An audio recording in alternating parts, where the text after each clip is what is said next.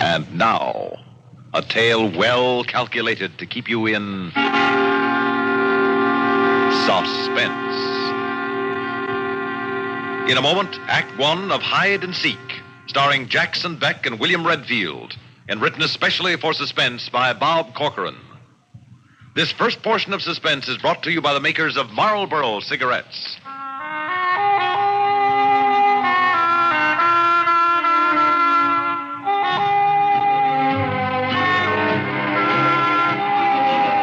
Why don't you settle back and have a full-flavored smoke?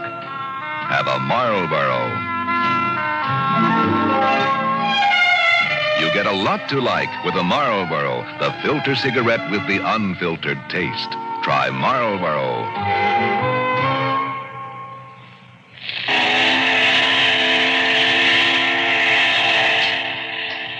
The lost soul cry of a lake steamer fell into the sleeping Chicago street like a wet feather, sending out ripples of fear that washed against a dandy man who would soon die. A nerve kept jumping under his eye. His hands were sticky. He stared out the window, forcing himself to go through the routine he'd created. He'd stop at the all-night cigar store, no matter how late, and have his shoes shined so he could go home with a clean pair. It was one of the reasons they called him Dandy.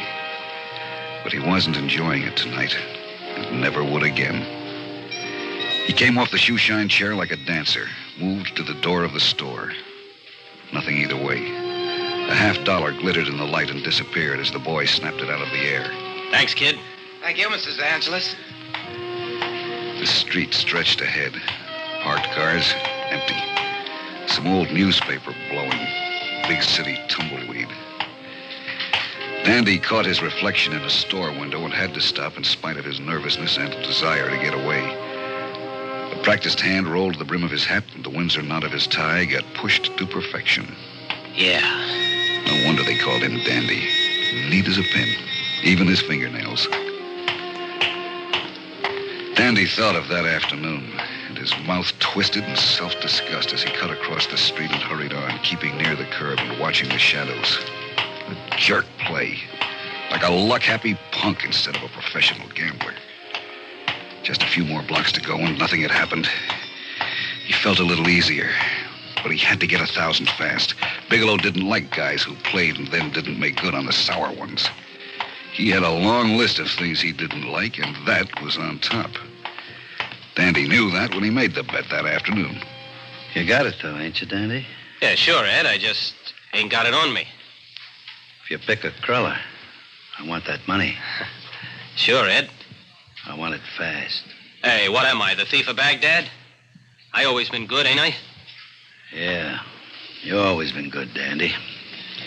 It's just we're friends. I don't want you should welch on me, that's all. I ain't no Welsher. I know a guy wasn't no killer. Till he knocked off a guy. I won't welch, Ed. That's good. Because if you did, I'd lose a friend. And all your friends would lose a friend. Permanent. Okay. Don't worry. It's a sure thing. The horse finished fifth. Nowhere. But he'd get the money. Sure. Take maybe a week. Guys forget your name fast when you're broke. But nothing to worry about. His hotel awning invited him just ahead. Maybe he'd get out of town for a few days. Not that there was anything to be afraid of, just hedge his bet. Play it safe. He breezed into the hotel lobby. Thank God it was empty. Then the ripples of fear came back when he saw the scared-faced kid at the desk. What's the matter, Herbie? Well, there's a guy waiting for you. He's in your room. He belted me and took the key. Told me not to tell the cops or you nothing. But you always been nice to me. It's all right, Herbie. It's all right. What's he look like? Oh, he's a real big guy. Fat, but big. Thanks, kid. I'll make it up to you later. He fought to keep calm. No time to turn into a panic man. Stiff-armed the door and got into the street. His hand measured the few bills in his pocket, and he wondered how far they'd take him. Bigelow was closing in. Then a piece of shadow split away from the wall.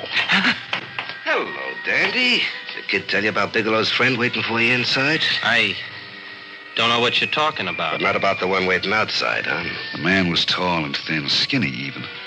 He looked as if they'd made his face, forgotten a mouth, and then torn one. Dandy tried to move around him. Let's get my buddy, then we'll go see Ed. When I say move. Dandy fought his fear as he watched the elevator arrow swing down. He was tall and fat. His eyes looked as if someone had tried to hide 2 grapes in some dirty grease. You got him. Good. Yeah, he was taken off. This punk here must have told him he was in his room. You do that, punk? Huh? Don't matter, we got him.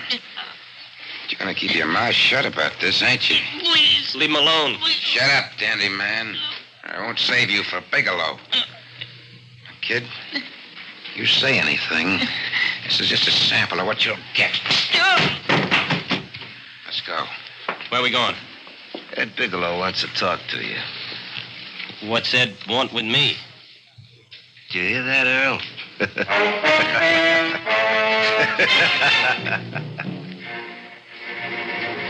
A conical tin shade hung over the desk.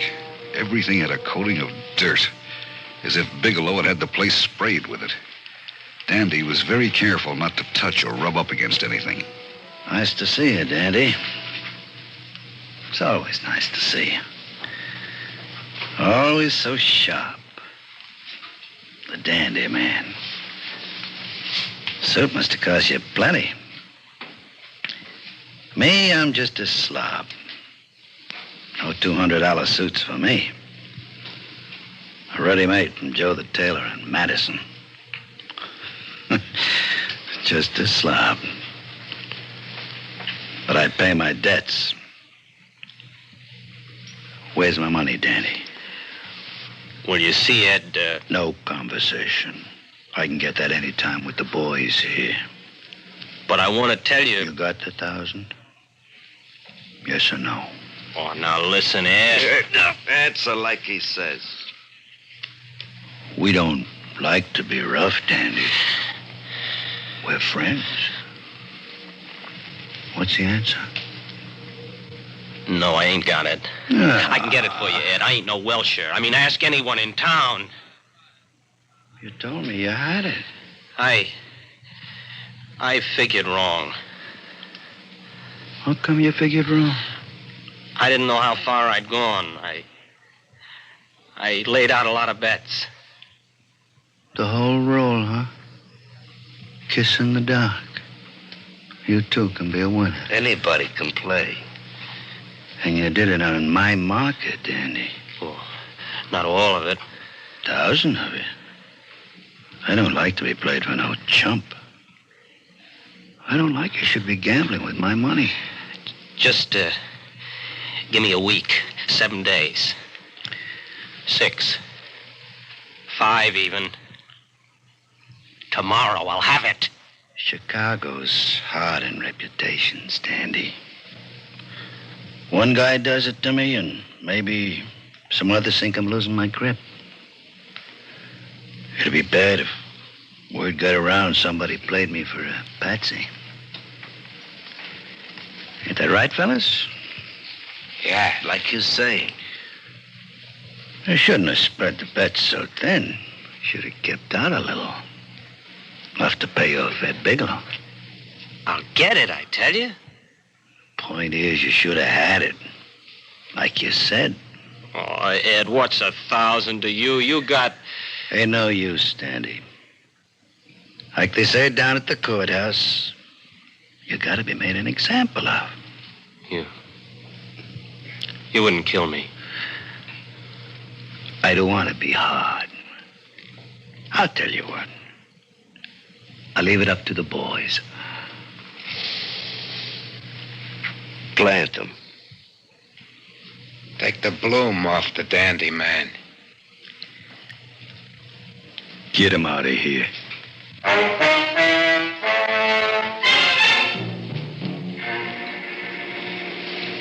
I'll take that watch, Dandy.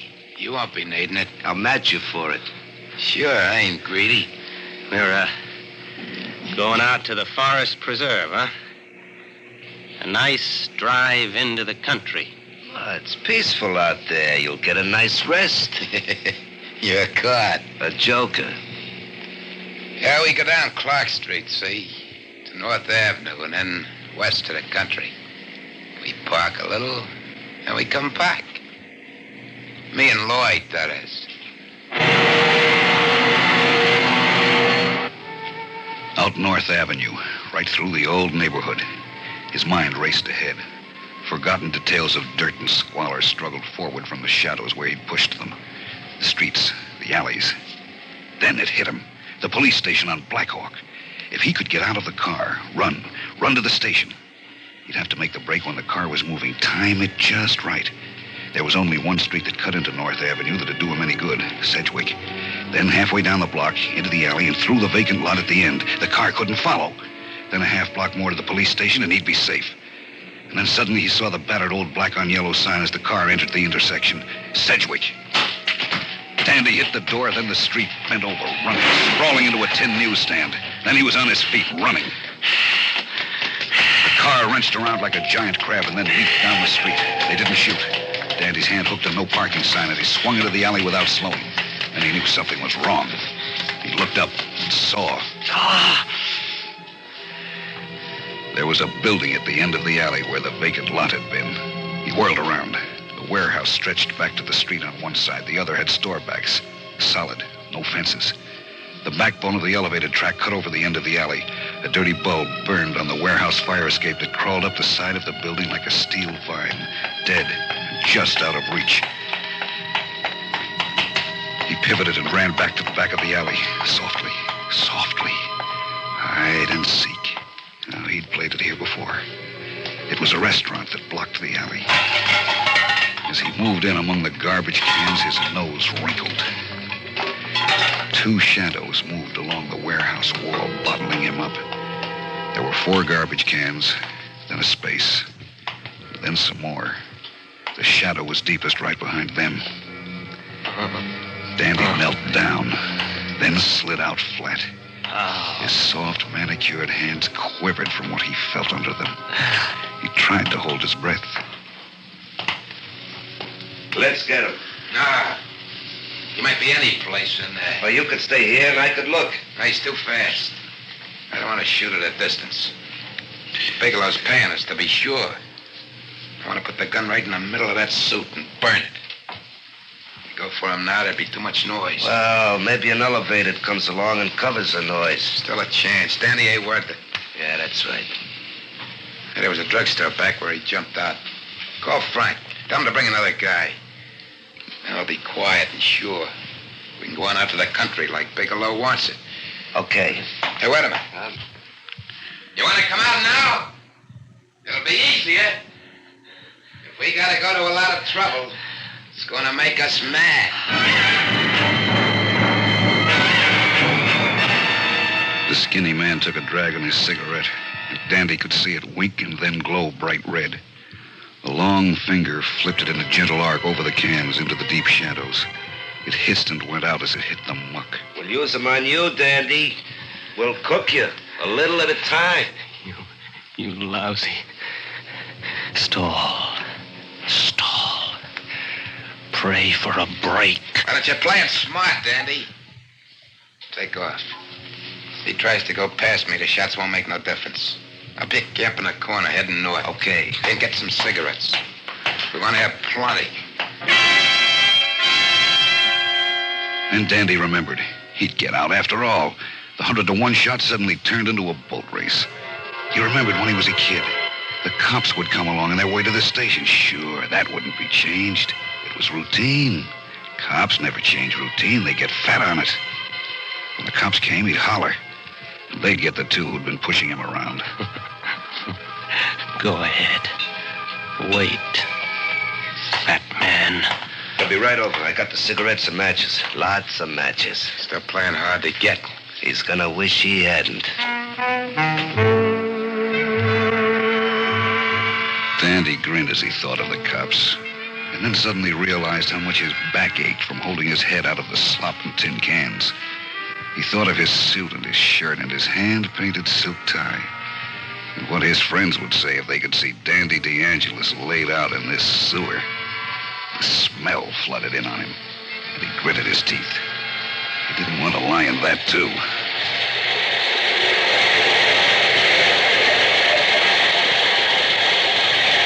It was the first time he'd ever wished he was on an elevated. But the cops would be here any second. He didn't know what made him turn his head.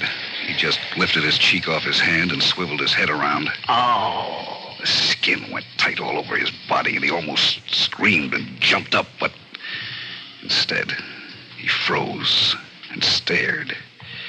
Just 2 feet away, its head just emerging into the light, was an enormous rat. He hated them. Worse than anything, he hated them. When he was a kid, he'd always been afraid of them. They were the old tenement, the dank hallways and crowded rooms, the dirty smells that got into your skin and stayed there. He'd been bitten as a boy and never gotten over it. Oh, what am I gonna do? He thought he'd left all that behind him, but he hadn't. Dandy DeAngelis, the dandy man, lying in filth, staring at a rat. And if he made a sound, they'd move in on him. And then the matches and cigarettes and gun in the stomach. Easy, dandy boy. Easy. If it meant his life, he'd stay there with a rat. Sure. What can I do? What can I do? It moved a few inches into the light, hugging the garbage can on the other side of the open space. It was a foot long and heavy. He remembered when he was a kid and they'd kill one. The filth and the fleas. That had been bad enough. But then, rats were dirty shadows that hugged the wall and ran. This one was on the same level with him, hugging the same wall. He'd come down a long way. Anytime you're ready, Dandy. I guess he likes laying in that mess. There was a little breeze, and he saw the fur on its back move. He felt sick again.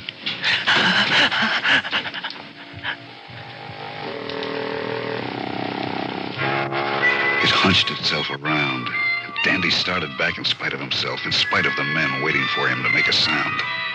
It didn't run at his slight motion. Dandy held his breath. He was so close to it, he could even see the rings on its tail. It moved again, and this time faced right at him. The beady eyes seemed to stare right into his own. The thin-skinned ears stood upright and straight, and Dandy could see the fleas crawling. It lifted its head, and Dandy saw the teeth that never stopped growing but get worn down and sharpened all the time. The spot on his hand where he'd been bitten as a kid started to burn. Get away. Get away. Dandy tried to move back. He was afraid to scare it for fear it would scuttle off over the cans and bottles and attract the two waiting to kill him. He reached out to the side and back, and his right hand closed on a milk bottle. He gripped the neck and slowly, watching the rat, brought the bottle up beside his head, his arm cocked. He stayed there, trying not to jump up and run away from it, trying to wait for... He hadn't been watching. What's keeping those guys? They say they'd be right over. Take it easy. You're getting anxious to get your hands on a punk, huh? And get it over with. Dandy realized with relief that he'd have heard the cops if they'd gone by. They were always loud, but they'd better hurry. He swung his head slowly back to the rat. As he did, his skin crawled. If there was one rat, there were always more. He looked to the side, dreading what he would see. But there was nothing. It moved toward him. He stopped breathing and waited, and hunched there, watching him. Maybe it thought he was dead. He'd heard about dead people and rats. Maybe it wanted the warmth. It crouched there, evil, foul, staring. staring at him. No. No. Dandy forgot the men in the alley, the burning cigarettes, and the gun held close to his belly. He forgot the cops who were going to come any minute if he just lie quietly as he was. All he could think of was that he was Dandy DeAngelis, lying there in front of a rat. The old neighborhood was still there, waiting for him all these years. He hadn't gotten away after all. No! But he would get away. He swung the bottle, invisible in its speed, swung it with all his might. No! Swung it with all the disgust and loathing and hatred that he felt. It didn't break. It hit something soft.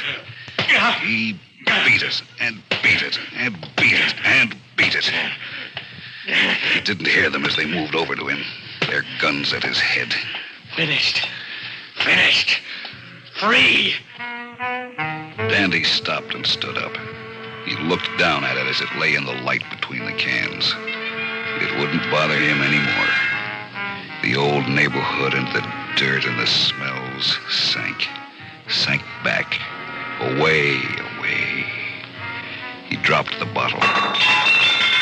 He tried to wipe his hand. Look at that. Dandy killed a rat. Yeah.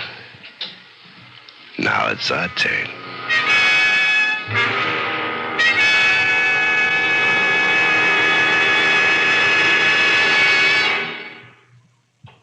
Suspense. You've been listening to Hide and Seek, starring Jackson Beck and William Redfield, and written especially for Suspense by Bob Corcoran. In a moment, a word about next week's story of Suspense. All of us see the product that comes out of Hollywood. What people like to know, though, is what goes on in Hollywood. The amusing anecdotes, the joys, the heartbreaks, life in this so untypical town. These and many other intriguing subjects provide Ralph Story's weekday Dimension Reports in Hollywood. Listening to this CBS Radio Network feature will bring you information and entertainment of Filmland. Your next date with Ralph Story in Hollywood, tomorrow. Another CBS Radio Network Dimension feature is A Woman's World with Betty Furness. 3 times each day, we send Betty your way.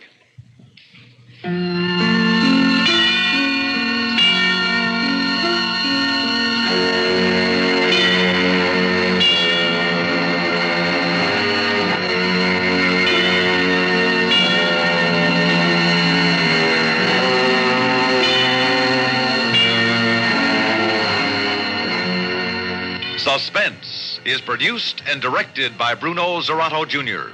Music supervision by Ethel Huber. Sound patterns by Joseph Cabibbo and Don Creed. Featured in tonight's story, Santos Ortega as Bigelow, Larry Haynes as Lloyd, Joseph Julian as Earl, and Jack Grimes as Herbie. Listen again next week when we return with Dagger of the Mind, written by John Robert. Another tale well calculated to keep you in suspense. Phil Rizzuto's Sports Time scores with the fans Monday through Saturday on the CBS Radio Network.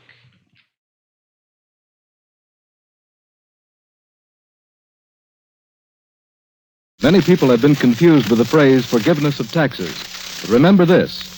There is no forgiveness of the second installment of your 1942 federal income tax. This installment must be paid by midnight tonight. So be sure to put your check in the mail before that time.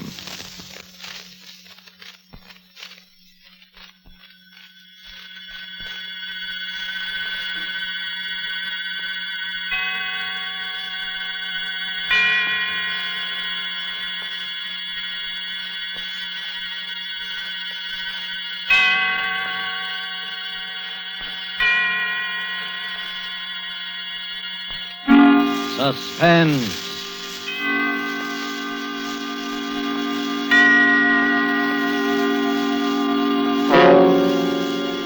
This is the Man in Black, here again to introduce Columbia's program, Suspense. Heading our Hollywood cast is a young lady known simply as Margot, whose talent for the art of suspense has been heard before on this series. Tonight, Margot, using the name of Jacqueline Blaine, tells of strange happenings on a Jude ranch, including the hurried and unexplained departure of an important guest. Appearing with Margot is Mr. Kent Smith, a newcomer to our microphone, as Gil Blaine, a young man forced by unrelenting circumstances into many odd and mysterious actions. Margot will soon be seen in Behind the Rising Sun, and Ken Smith is currently appearing in This Land Is Mine, both RKO radio productions. The story by Cornell Woolrich called Last Night is tonight's tale of suspense. If you have been with us on these Tuesday nights, you will know that suspense is compounded of mystery and suspicion and dangerous adventure. In this series are tales calculated to intrigue you, stir your nerves, to offer you a precarious situation, and then withhold the solution until the last possible moment. And so it is with The Last Night and the performances of Margot and Kent Smith. We again hope to keep you in suspense.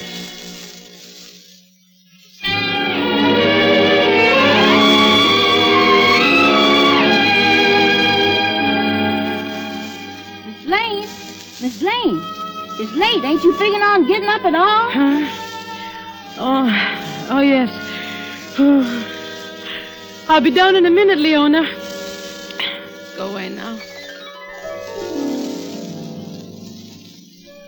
I lay there looking up at the ceiling.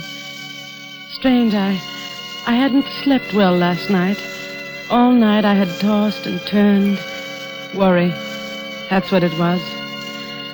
Worry. The weekend was over, and Gil and I hadn't raised the $2,500. We were right back where we started from, stuck here in the Hudson Valley with our dude ranch that wasn't paying expenses, and the debts piling up like new snow. That was Gil in the shower. I lay still and listened to the hiss of the water. Poor Gil. It had been a tough weekend for him, trying to be nice to Mr. Burroughs, neglecting the other guests to play up to him, flattering him, agreeing with everything he said. What was the use? I knew he'd never lend us the money. I knew it from the first. I never even wanted to invite him and his secretary up, but Gil had pinned his hopes on it. He'd worked so hard. Worked. Funny word to apply to it. Maybe if Gil had done some real work now and then, instead... Morning, Jackie. Morning. Well, how did you make out? How did you make out with Mr. Burroughs? Gil, I'm talking to you. Is he still here? Who? Mr. Burroughs. Oh, no, he left. Well, I'm glad I didn't have to say goodbye to him. I got pretty tired of being nice to him, didn't you? Yeah. Took the 8 o'clock train? 8 o'clock. He took the milk train. The milk train? How do you know? Well, I drove him to the station. That's how I know. Well, what were you doing up at that hour? Well, I hadn't come to bed yet, that's all. But what got into him? The milk train, why, that hits here about 4:30 in the morning, doesn't it? About? Well, I can't get it into my head why they should bolt off like that. He went alone. His secretary's still here. You mean he left without Marsh? Yeah, Marsh was up in his room sleeping at the time. I guess Burroughs didn't want to wait for him. He went off and left his secretary behind? Well, now, that's the strangest thing I ever heard of. Why did he bring him in the first place? You had a row with him, Gil. He turned you down and you let it get the best of you. I did not. That's why he suddenly decided to leave like that. I did not, I tell you. Why should I say I didn't if I did? Oh, I don't know. Everything is so mixed up. Gil, dear, want to toss me my dressing gown? It's on the chair there. Oh, here you are, honey. Oh. Jackie? Yes? Jackie, I got it out of him. What? I got the $2,500. Gil. He finally gave in when I was driving him to the station. Well, you got all of it? The works. I didn't think he would. I mean, the way he was acting. Yes, I know, but he began to soften up after you'd gone to bed. When I asked him, he came through. But, Gil, you mean he carries that much cash around with him? Well, there it is, isn't it? That's funny. You know, he came to me only yesterday and asked me where he could cash a $25 check. Oh, yes, I know about that. I cashed it for him. But the $2,500? Well, he had that all ready for deposit when he got back to town Monday. Couldn't get it to the bank on time on Friday. Oh. He didn't want to touch it, but when I told him I'd rather have cash than the check, well, he just went the whole way and accommodated me. Well, if there wasn't any friction, why did he leave at such an unearthly hour? I don't know. But Gil... And I don't care. Oh, look, baby. We got the money. Let's just be thankful. Well, of course I'm thankful. It's just that... Miss Blaine? Miss Blaine? Yes, Leona. Well, just about to give you two up. Miss Rose and Mr. Carmen's almost finished with the breakfast. Ain't you two coming? Yes, in a minute, Leona. Come on, Gil. Let's hurry. It's hard enough to get paying guests without neglecting the ones we have. Well, I done fixed up Mr. Burroughs' room while I was waiting for you. Mr. Burroughs' room, but... You didn't have to bother. He won't be using it anymore. He won't? No, he left. You done left? Why, yes. Leona, what's the matter? And what about all them suits and things he left hanging up in the closet? His clothes? Left in the closet? What about that, Gil? Well, he left in an awful hurry, that's all. Oh, leave me alone. Don't let's talk about it. All right. But somehow, I feel that something very strange happened last night.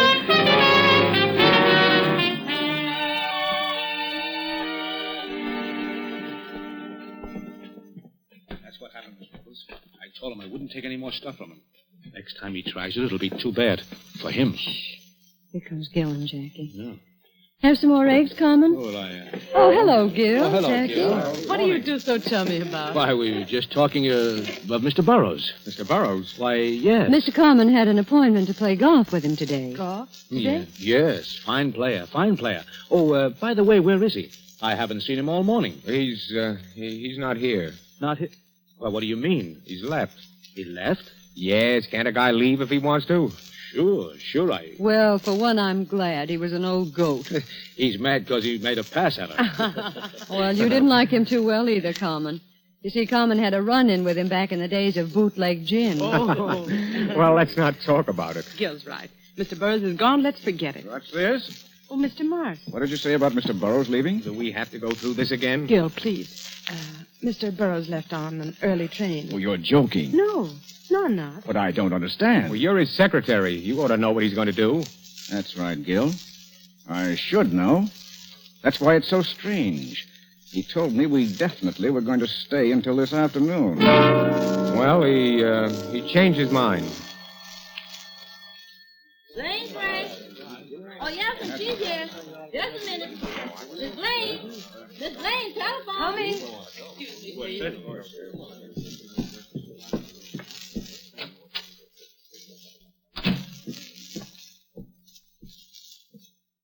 Hello. Mrs. Blaine? Yes? This is Mrs. Burroughs. Oh, how do you do? We were awfully sorry you couldn't come out with Mr. Burroughs for the weekend. I'm sure you'd have I think it enjoyed was most inconsiderate of Homer not to let me know he was staying over an additional day. And you can tell him so for me. I think the least he could have done was phone me or send a wire. Mrs. Burroughs... I don't doubt he finds it attractive up there. Mrs. Burroughs, wait a minute. He isn't here anymore. He did leave early this morning. Early this morning? What do you mean? Well, he took an early train. He should have been in at, now let me see. At 8:30 this morning. 8:30? Well, then where is he? Why hasn't he come? Well, maybe he went directly to his office. Oh, no, I called his office. They haven't heard from him. You see, that's why I'm calling you. Oh, I don't understand all this. It does seem that Marsh would at least get in touch with Marsh? me. Well, Marsh is still here, Mrs. Burroughs. Marsh is still there? Yes. He went off without Marsh? Oh, now I know there's something wrong. Why, he's never done that before. Please, Mrs. Burroughs, I'm sure there's nothing wrong. He's just... Well, I'd better let you talk to Marsh. Well, yes, please get him.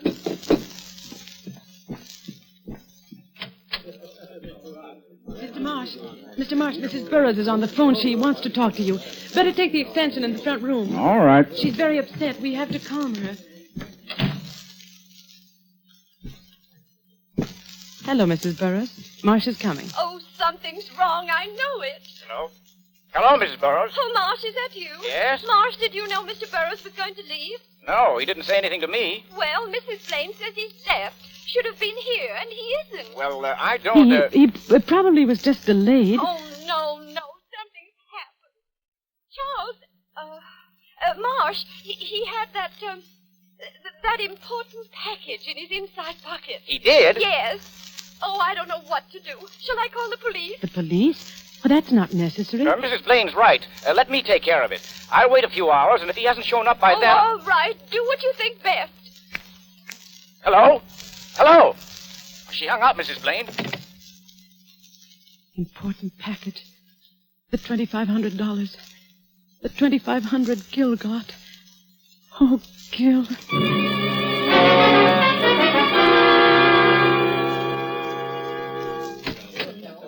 That was Mrs. Burroughs. She was awfully upset. Well, Burroughs didn't show up. She wants me to call the police. The police? Oh, now, wait a minute. You don't have to call the police. Well, why shouldn't I call the police? After all, Mr. Burroughs is missing. Oh, he may show up yet. Certainly, he may show up yet. Carmen's right. You don't have to call the police now. And why don't you want the police? Well, why... There's something strange here, all right. Why didn't Mr. Burroughs say a word to me about leaving? Well, you were asleep. I guess he didn't want to waken you. Oh, I've never known him to be considerate in my life. I suppose he knew what he was doing. I'm not so sure. What do you mean? Well, if he knew what he was doing, why did he leave his return ticket on the dresser? A strange silence fell over the entire group. Marsh was suspicious. Soon he would call the police. And I had a strong feeling that Gil knew more about this than he let on. After breakfast, the group broke up, and I stayed to help Leona clear the table, and I saw Gil and Carmen walk out on the porch together. Cigarette, Gil? Yeah, thanks. Yeah. Here. Yeah, fine morning. Listen, you didn't ask me out here to speak about the weather. No, I didn't. I want the money you owe me. Yeah, that's what I thought. It was due long ago. With the interest, it adds up to $2,500. I can't pay you now. Why not? You said you'd pay it today. Well, it's not that I haven't got it. It's what? Well, everything's so mixed up now. You know. You mean Burroughs' disappearance? Look, give me another 24 hours. I'd like to, Gil, but... Gil! Here comes Jackie. All right, 24 hours and no more.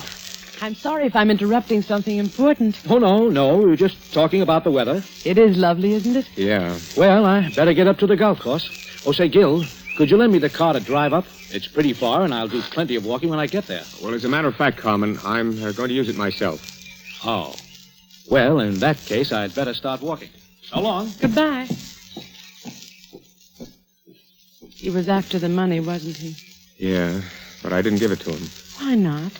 Mr. Burroughs gave it to you, and we do owe it to Carmen. Can't you leave me alone for a minute? Say, you two, why the frown? Hello, Miss Robles. I don't want to interrupt a private fight, so I'll state my business quickly. How about lending me the car, Gil? I want to drive I'm sorry, Miss Robles, but I need it. I'm driving into town, and right now.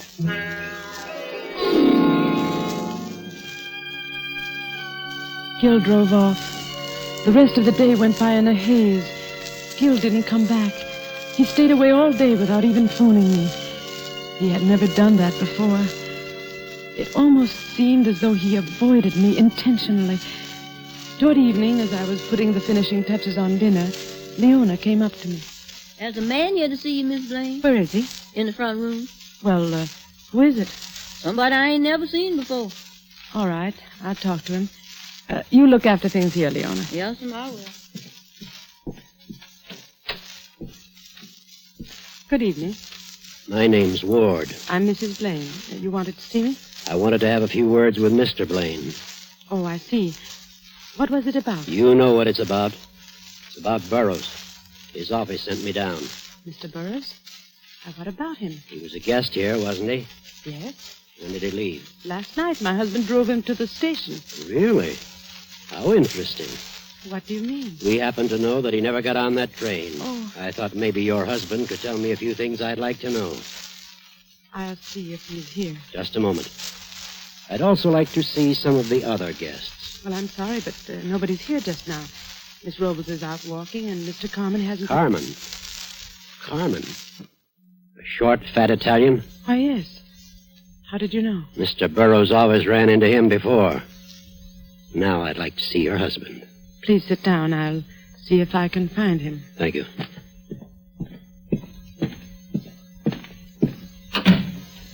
Leona. Yes, Miss Blaine? Hasn't Mr. Gill come back yet? Oh, no, ma'am. I ain't seen him since he drove off this morning. I see. Well, tell the gentleman to wait. I'm going out on the veranda.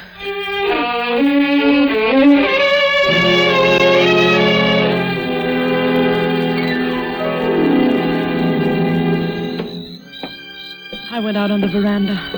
Up and down the length of the porch and back again I walked, my eyes glued to the dark highway that ran past the house, hoping against hope that Gil would show up before the detective came looking for me. Gil had the $2,500 on him, Burroughs' cash, that important package Mrs. Burroughs spoke of to Marsh. I had to see Gil first, and suddenly I saw a car speeding down the road. Gil's car. I could tell by the one dim headlight. It tore through the dark at top speed, then swerved through our gate and into the garage. I was about to run down the steps when another pair of headlights split the gloom of the highway. As the car came on, I recognized the taxi from town. A figure climbed out quickly. Gil! Jackie, did you see the car? Our car? Yes, Gil. It went toward the garage. Who was driving it? Well, I couldn't see. What is it, Gil? Are you in... No time to talk. No time to talk. Where are you going? The garage. I'm coming with you. The doors are closed.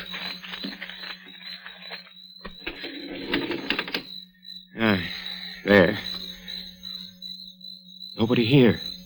Anyone in the car? No. Whoever it was, beat it. Oh. I'd like to know who it was. Gil, I don't understand what this is all about. Well, frankly, I don't either. I was parked in front of the store in town. I came out and saw somebody hop in my car and drive off like mad. That's odd. I don't know what he was after, but I don't think he got it. I chased the car all the way here in the taxi. I saw it coming down the road. I thought it was you. Well, let's go back to the house.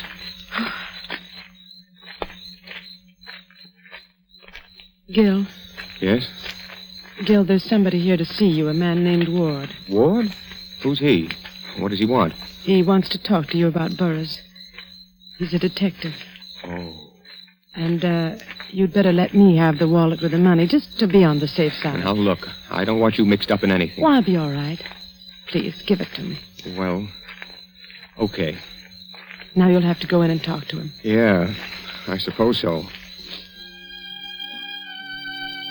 I went up to my room and lay there in the dark, trying to distinguish the murmur of voices from below. But all I could hear was a blur of sound. I got the 25,000. Something's happened. The next time it'll be too bad for him. He made a pass at me. He left in a hurry. Let me alone. Why don't you want the police? Why don't you want the police? Why don't you want the police?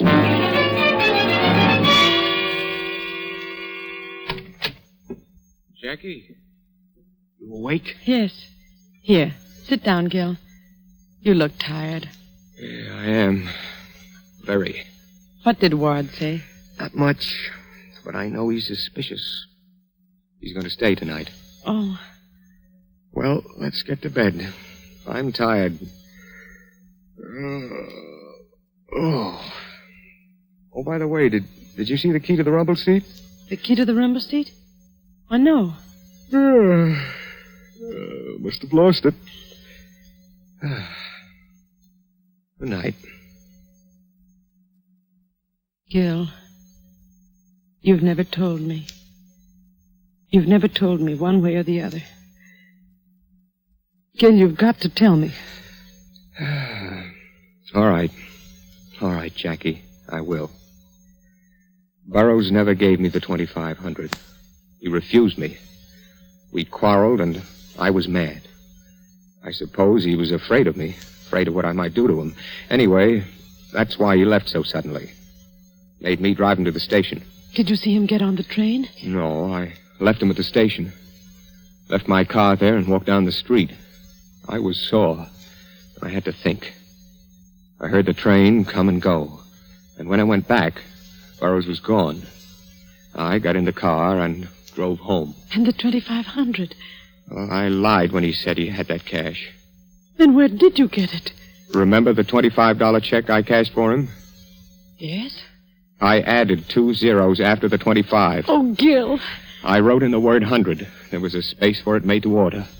Then I cashed it. Gil. Oh, I know I'm low, Jackie, but I didn't kill him. I didn't. Then what became of him? Where is he? I don't know. I wish I did. What's that? Somebody's out there. Whoever it is trying to open the garage door. I can't see who it is.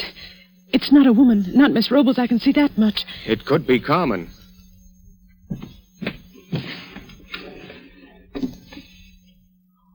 What are you doing in that drawer? Just getting this gun. Now, quiet. No, Gil. Give me that gun. You can't shoot anybody in the dark like that. Please, Jackie. I'm going to turn on the lights. Don't, Jackie. Yes, Gil. Oh, he's running away. Gone. Who was it? I couldn't see. Could you? No, Gil. Well, now it just means waiting until the next time. Oh, Jackie, what am I going to do? I don't know, dear, but we'll get out of it somehow. How? I'm all mixed up. There's one clear thing. Somebody is awfully interested in that car.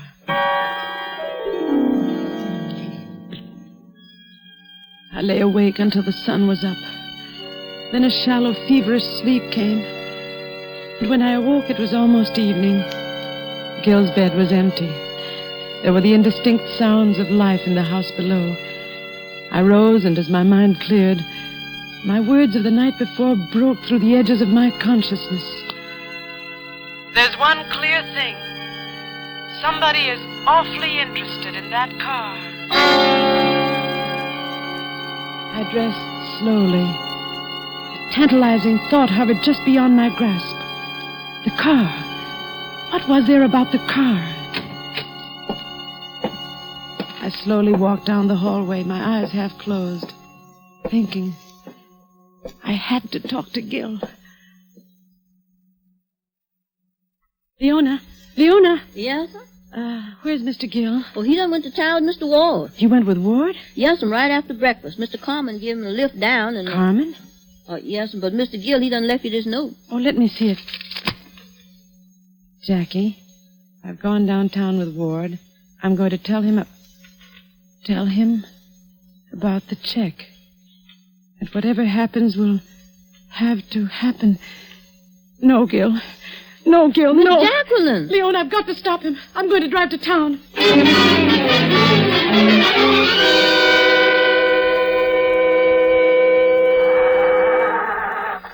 I've got to get there before Gil. Mrs. Blaine, where are you going? I'm going to town, Mr. Marsh. Well, may I come along? Well, I suppose so. Hurry up and get in.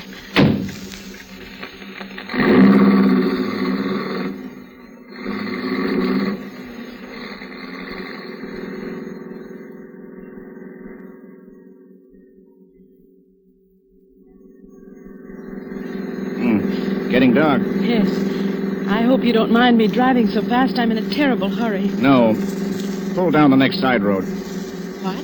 I said pull down the next side road. A gun? Yes, a gun. Now do as I say. There's something in this car I want. I won't. I must get to Gil. Let go of that wheel. Let go of that wheel. I said there's something here I want. There's a car coming. Let go. Look out! Ah! Ah!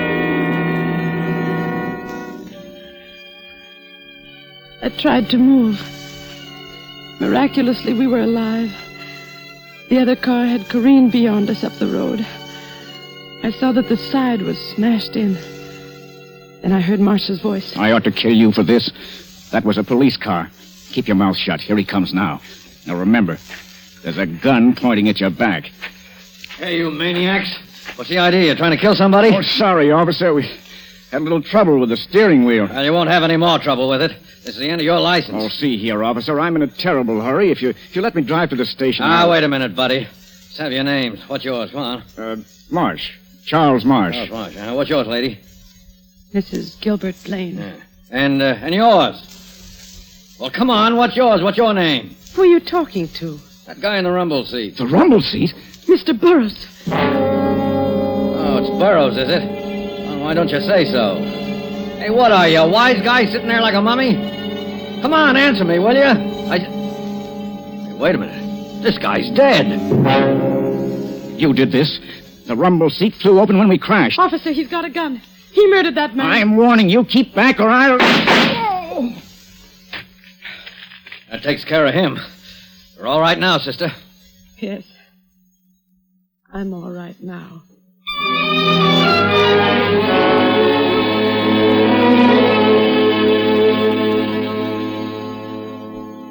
Well, that job's finished. Nothing left for me to do but go back to town. So it was Marsh after all. Yeah. I don't understand why. He was contemplating a change from secretary to husband. Naturally, with Mr. Burroughs dead, Mrs. Burroughs would inherit all the money.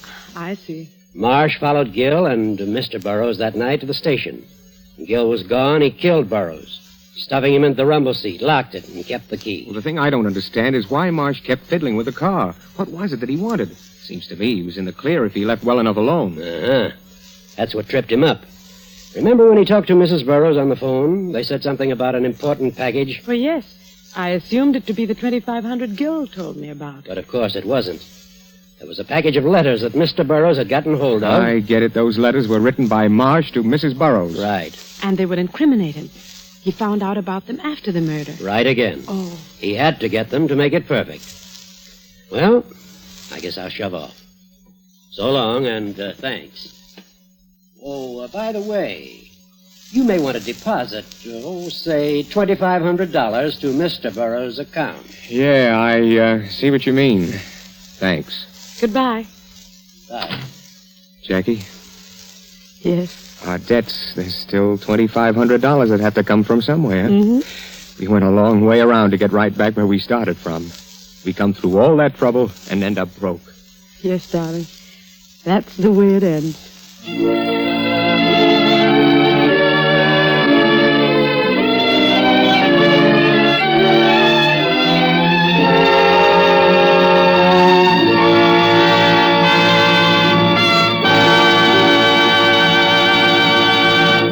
And so closes the story called Last Night, starring Margot and Kent Smith. Tonight's tale of Suspense. This is your narrator, the Man in Black, who conveys to you Columbia's invitation to spend this half hour in suspense with us again next Tuesday, when John Sutton and George Zucco will star in the suspense play by John Dixon Carr called The Man Without a Body. The producer of these broadcasts is William Spier, who with Ted Bliss, the director, Lud Gluskin, and Lucien Mahowick, conductor and composer, and Cornell Woolrich, the author, collaborated on tonight's Suspense. This is CBS, the Columbia Broadcasting System.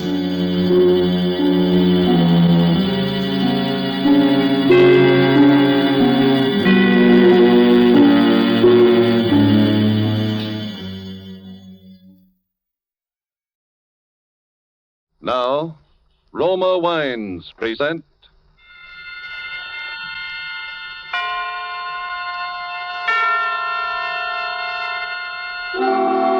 Suspense.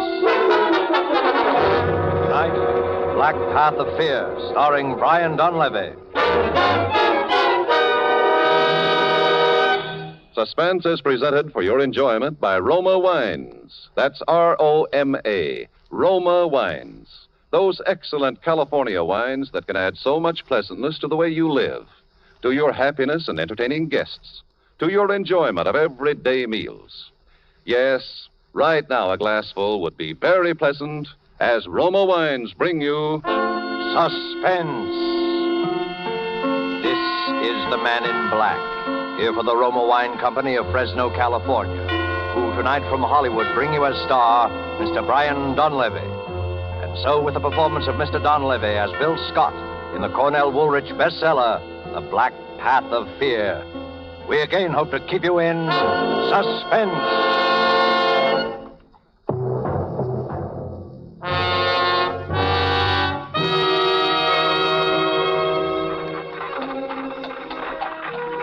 It was our first day in Havana.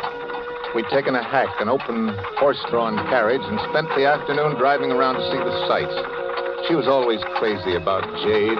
So in Chinatown, we stopped in a little curiosity shop the driver steered us to. We bought a few gadgets there and started back towards the main part of the town. It was getting dark, and she snuggled up close to me in the carriage.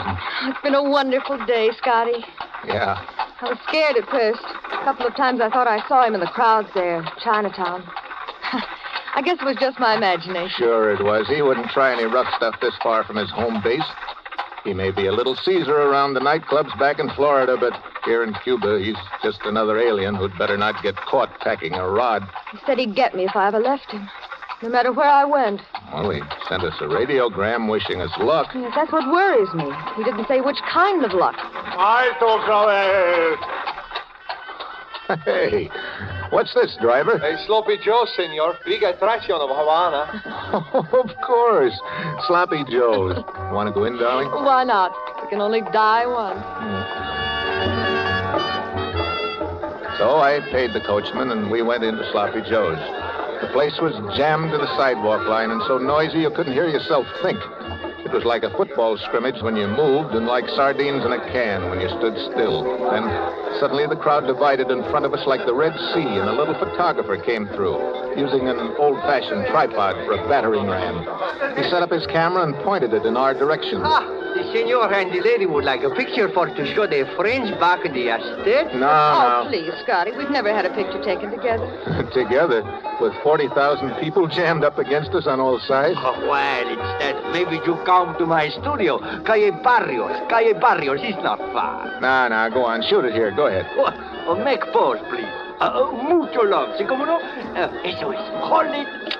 No. That is all. I have the picture. Well, he's taking us now, darling. Oh, come on, honey. Everybody's looking at us. Don't rush me, Scotty. Huh? Give me time. What is it? Why are you so limp, Eve? I knew we wouldn't make it. What do we care? Part of a night's better than none at all. Eve! Just stay with me a minute. Won't take long. Darling, what happened? What happened? Scotty, that was the first picture we ever had taken together. Huh? Let me know how it turns out. Eve, darling. She's dead. She doesn't move anymore. Somebody do something, will you? She's been knifed right here in my arms.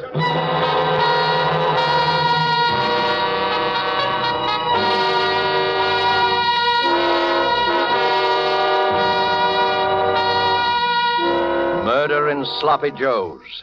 Murder that is to start a man twisting and turning down the black path of fear. Brian Donlevy is our star this evening. You have heard him in the prologue to tonight's tale of Suspense.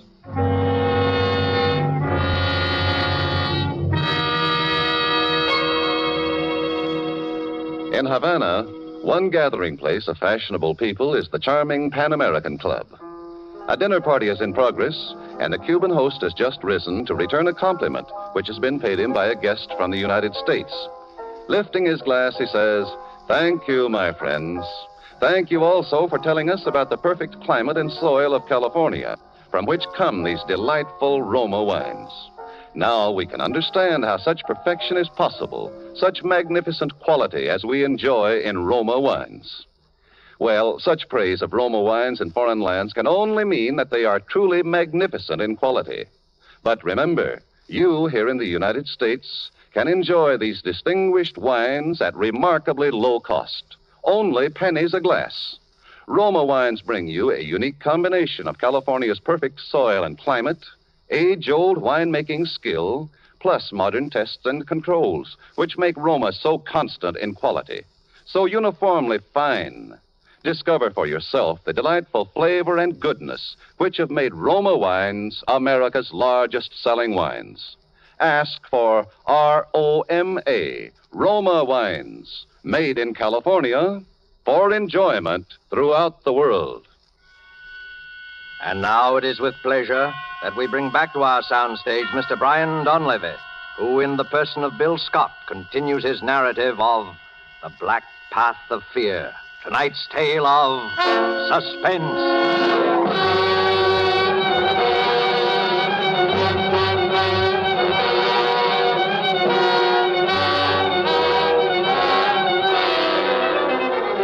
Havana is a fast town for anything. Love, life, and death, too. A minute ago, I'd been half of a honeymoon couple getting their first picture snapped by a little Cuban photographer in Sloppy Joe's. Now, I was alone with a corpse in an empty saloon. But that didn't go on for long either. There were cops there in half a minute, and finally a detective. This woman is dead. Yeah, I know. You were the man with her? I was the man with her. Your name? Scott, Bill Scott. Mr. Scott, how long have you been in Havana? 4 hours. You quarreled with this girl here in this bar? No. You were traveling together? Yes, that's right. Her name on her tourist card is Mrs. Edward Spinelli. Yeah. Where is Mr. Spinelli? Not where I'd like him to be, which is roasting. You are not being very cooperative, Mr. Scott. Okay. I'll tell you the whole story. She was a singer in a nightclub in Tampa, Florida. Spinelli owned the nightclub. He was a killer. He gave her the choice between getting killed and marrying him. So she married him. And how did you meet her? I worked for Spinelli, too. I drove his car. You are not a chauffeur by profession, are you, Mr. Scott? No. I took the job to get her away from him. Is there anything wrong in that? The murder weapon, this knife. What do you know about it? What are you driving at? Is this your knife, Mr. Scott? No, but it's a pretty close match. I bought one just like it this afternoon in a curiosity shop. Wait a minute, I'll show you. I've got it in my pocket right... Cuidado, Wait a minute. Don't get so excited. All right, it's in that pocket right there. Fish it out yourself if you want to. There is no knife here. But there's got to be. It was a knife with a jade handle, like this one, with a monkey carved on it, but the monkey on the one I bought was holding its hands over its ears. There were 3 of them in the shop. You know, the type, see no evil, hear no evil, speak no evil. I only know that you bought a knife this afternoon, that you no longer have a knife and that the knife has been used to stab this woman. But it's not the same knife, I tell you. I can prove it. Give me a chance to prove it, will you? All right, Mr. Scott. I will give you a chance.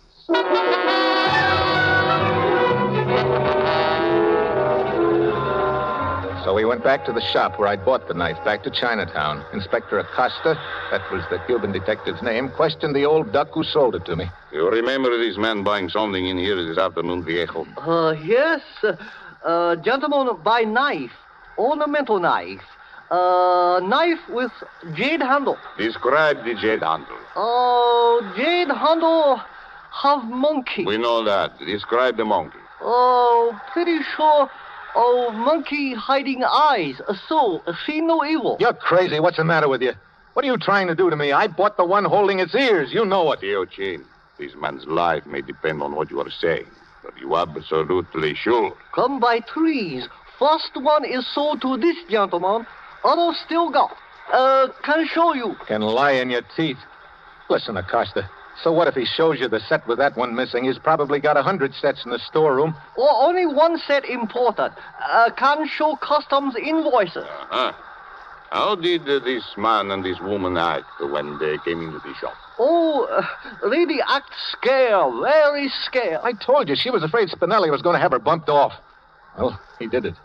And this guy has been paid to frame me. Can't you see that? I am sorry, Mr. Scott, but I must place you under arrest for the murder of Mrs. Eve Spinelli.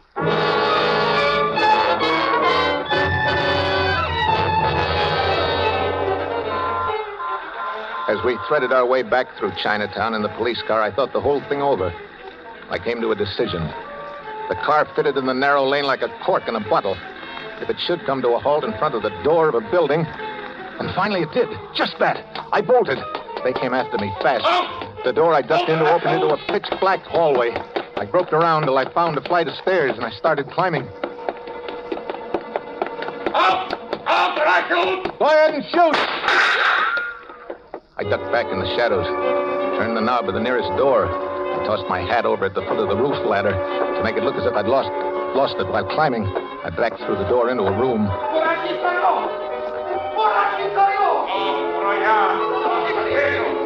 In the dark room, I stood very still and listened. They were separating to case the roof along the block. I was safe for a few minutes anyway. Tried to figure out where I was. Room. A dark room. I strained my eyes into the blackness. Then something cold and metallic found the side of my neck. It was the business edge of a knife. Blade. A light snapped on. Bueno.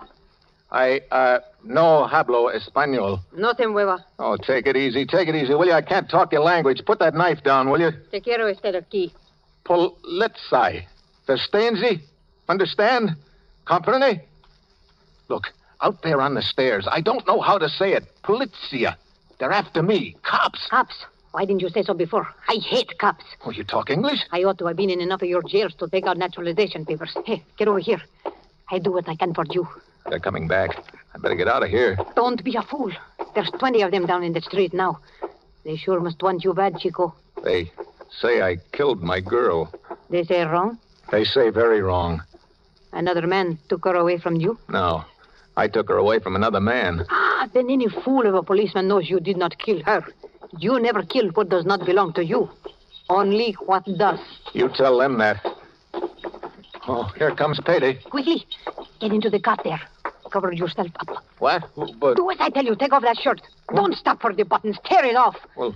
Now then, face the wall. Wait a minute. What are you doing? Keep perfectly still. Don't rub against the covers. Now, don't move. Suspense, señor. ¿Ha visto usted un hombre alto, macizo americano?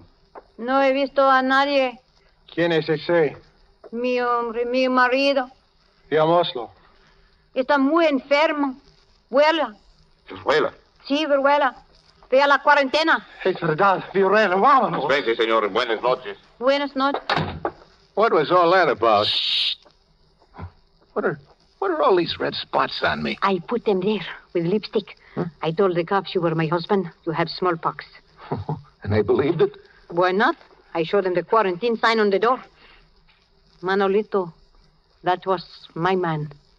He died of smallpox in this room. Huh? Oh, do not be alarmed. It has been disinfected. Oh. Oh, say, thanks. But why did you go to bat for me like that anyway? Different reasons. Flowers on a grave, I guess. Flower? What do you mean? It's hard to explain. It's my way of doing something for somebody that's not around anymore, I guess. It's the only way I have. I do not know any other way. You see, I know what it is to lose someone you love, too. Just like you. Manolito? He got smallpox in jail. Then he come back here to me to die. What is your name, Guapo? Bill Scott. It's Scott? No, Scott with an S. It's too hard to say. I call you Guapo. Guapo? That means handsome. Oh. Well, thanks. What'll I call you? Around this neighborhood, they call me Medianoche. It means midnight. Try it that way. Okay, midnight. They call me that because now I always hang around late by myself since he's gone. Well, midnight, I don't know what to say to you except thanks. De nada. Flowers on a grave. Yeah. Well, I guess I'd better get going. What do you want to throw away all my hard work for? Hmm? They spot you at the next corner. Well, I can't hang around here for the rest of the night. What's the matter with it here? You know, if I could only get hold of that photographer. Photographer? Yeah, there was a photographer in Sloppy Joe's. He was snapping a picture of us just when it happened. Oh, you think maybe in this picture is the man who killed your sweetheart? Yeah, I'm pretty sure of it. Think, Guapo. What do you remember about this photographer? Oh, he's just a typical cheap photographer of tourists. Wait a minute. He said something about having a studio somewhere near Sloppy's. Calle Barrios? That's it, Calle Barrios. Look, do you know this guy? Sailors go there with the girls to get their pictures taken. His name is Pepe Campos. I've got to get that picture, Midnight. I'll have to risk it. Un momentito. I first get you some other clothes. Huh? Here. I think this fit you. What? Manolito was one big sailor. And now listen. I tell you how to get from here over to the Calle Barrios, so maybe the police don't see you. You go down to the mouth of the alley. You turn to the right. That is this hand here. Just a few steps from there.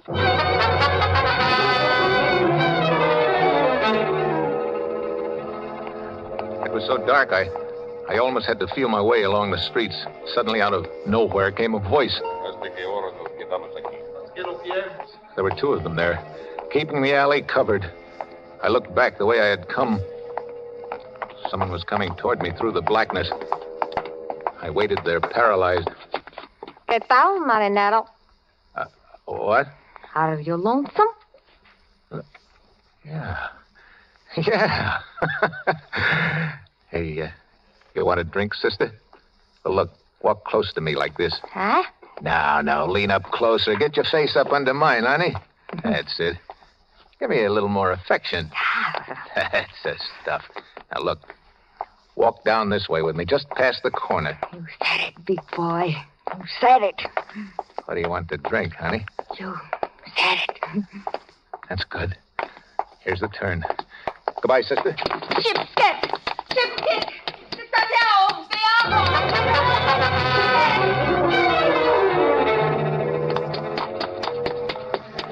I was afraid of yelling. I'd attract the cops, so I took off down the street, and then I ducked into the alley to catch my breath. I looked up. There was a sign on the shop. Campos Retratos y Fotografias. At first, I didn't get it. Then, all of a sudden, I knew. I was there. I opened the door and walked in. Senor? Look, you took a picture this evening of me and a lady in Sloppy Joe's. I want that picture. No me recuerdo. I do not recall, senor. Now, look, there was trouble right afterwards. You know, a lot of noise, remember? Oh, see. I remember. I am just developing the pictures I have taken today. You come with me. This is my dark room. The very latest equipment. Kodak. Yeah, but where's that picture? Oh, right here. In the bath.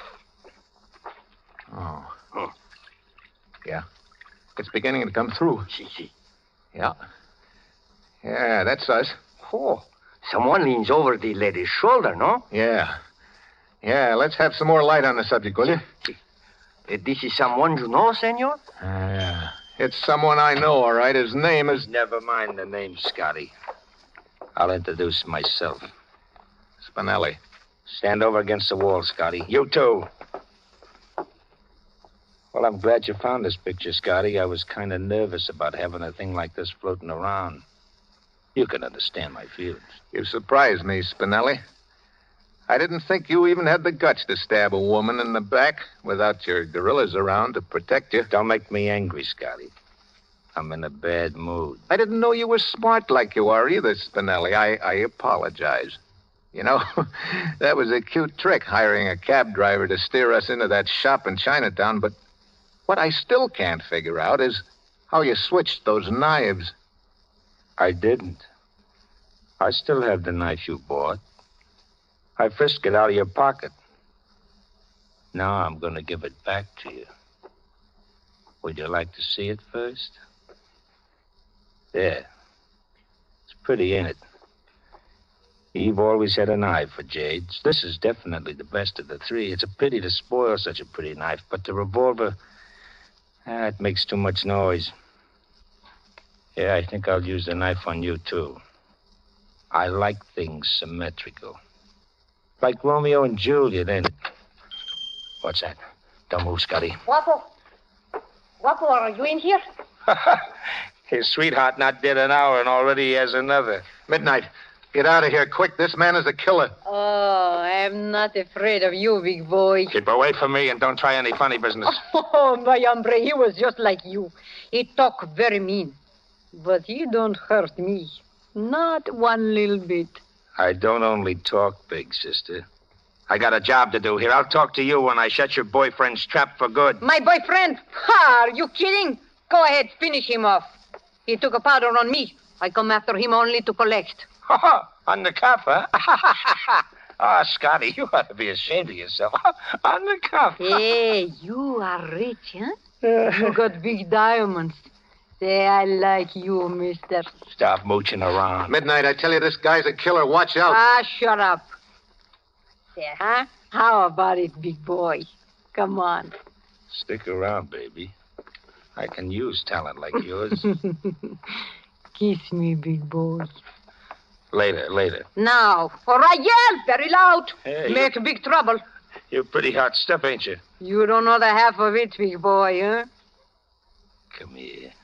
Now, Bobo! Now, your gun! Grab the gun! You dirty little stool pigeon. Shut up, Spinelli. I've got the gun now. Scotty, I was only throwing a scare into you. Why, I would have knocked you off right away if that's what I meant to do, wouldn't I? What's it worth to you to stay alive, Spinelli? Scotty, $100,000 in the bank right here in Havana. Just let me go over that table there. Check the bearer, no strings. Spinelli, I want Eve back again. 200,000. Chicago account thrown in. 250,000. That's $250,000, Scotty. I want Eve. You can't bring the dead to life, Scotty. But you can be rich. Kill me and you get nothing but a murder rap. The picture don't show me sticking the knife in her. The knife don't mean anything. Chin and the driver never talk. You're just fixing up a nice murder rap for yourself, Scotty. Shut up. Stand over under the lights, Spinelli. Huh? I don't want to miss. Scotty. Don't do it, Scotty. Scotty. Scotty! Win. Scott.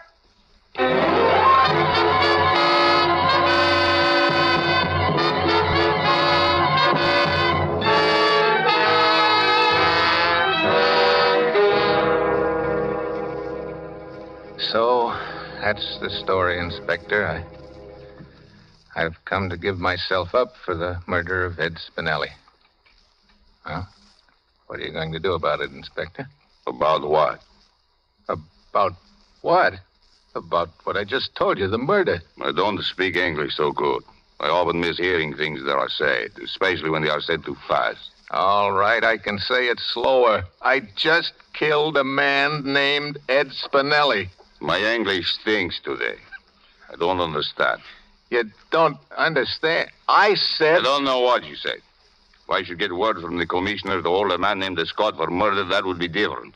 It would be in my language. Unless that should happen, and it hasn't, please, would you mind not coming in here and mumbling in this English of yours that I don't understand? Senor Scott. Yeah? This girl, this medianoche. Midnight? Oh, what about her? Do you know where she is? That girl, that woman. She's been raising Cain in my jail all night, all day yesterday. Well, what's she charged with? My foolish officers questioned her, and then they didn't know any better that they put down some charge other than the book. Senor Scott, we have been stuck with her ever since. She's like a hurricane. Well, I'll agree with you there. Senor Scott, if you have not enough to bail her out, I'll pay it out of my own pocket. Anything to get her out.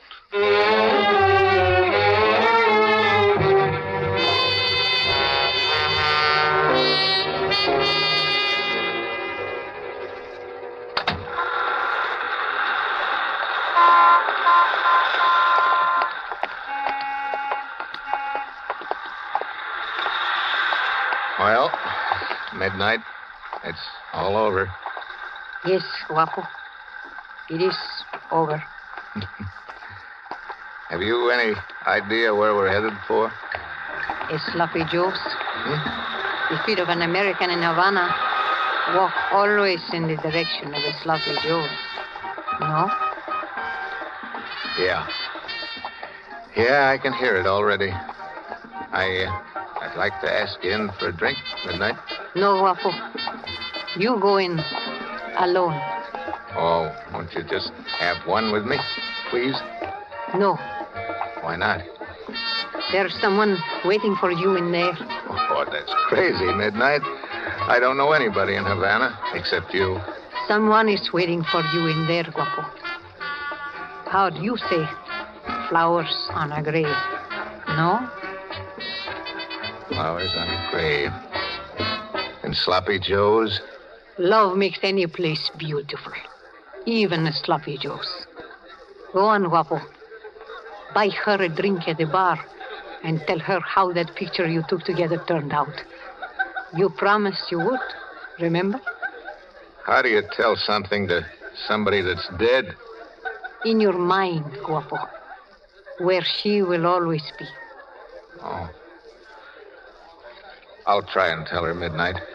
I'll tell her about you, too. No, she will be jealous. Oh, no, not when I tell her. Oh, you do not know women, Guapo. Well, maybe not. Well, Adios, Guapo. Goodbye, Midnight.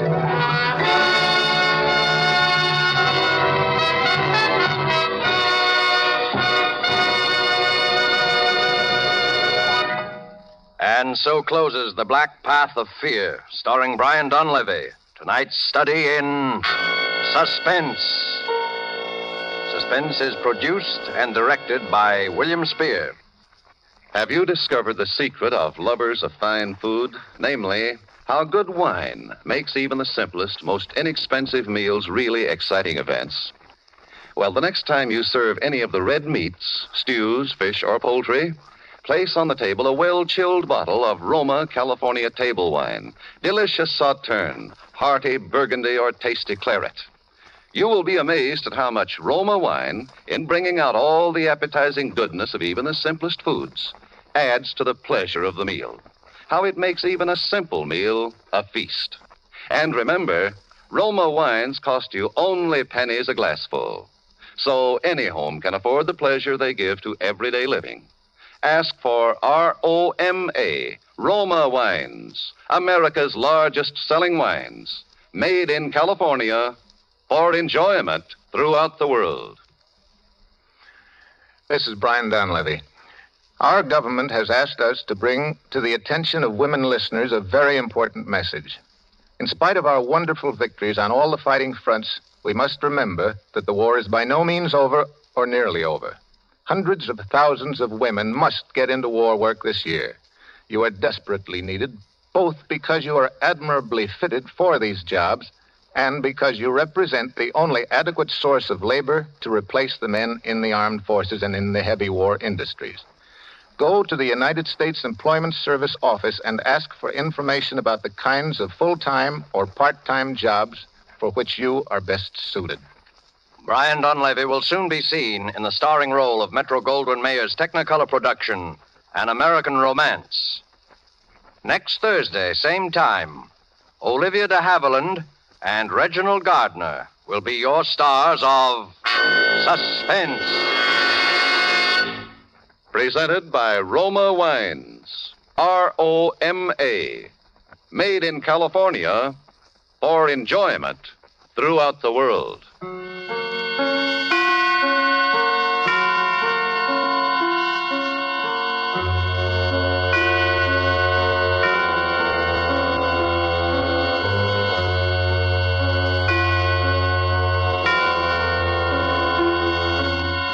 This is CBS, the Columbia Broadcasting System.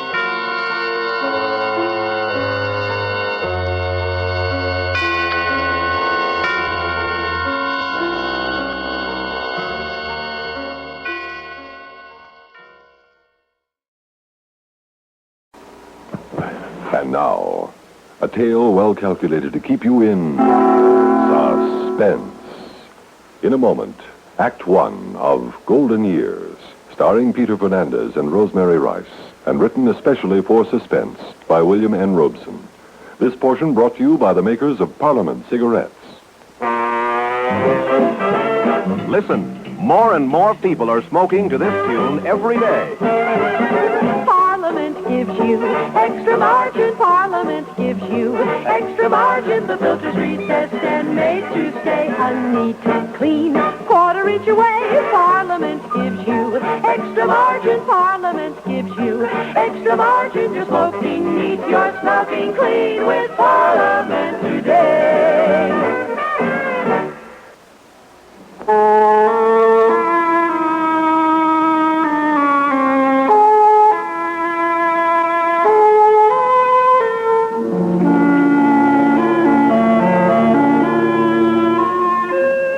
I really didn't know Buddy well at all. We just met about a week ago at the malt shop. He was real cute. He thought I was cute, too. At least he said he did. And last night we had this date. Only he wanted to break it, so I went over to babysit for Mrs. Foster. But before that, I guess I'm getting ahead of myself. Anyway, the whole terrible thing must have started yesterday morning over at Buddy's house. I wasn't there, of course, but it must have happened something like this, I guess. Dad, could I ask you something? Sure, son. What's in your mind? I got a date tonight. That's nice. Dad, will you put down that paper and listen to me? Buddy, that's no way to speak to your father. I'm sorry, Mother. Dad. Yes, buddy, I'm listening. You said you had a date tonight, didn't you? Which is scarcely news. So I was wondering... The answer is no. Why don't you wait till I finish? Buddy? Because I know what you're going to say. And the answer's no.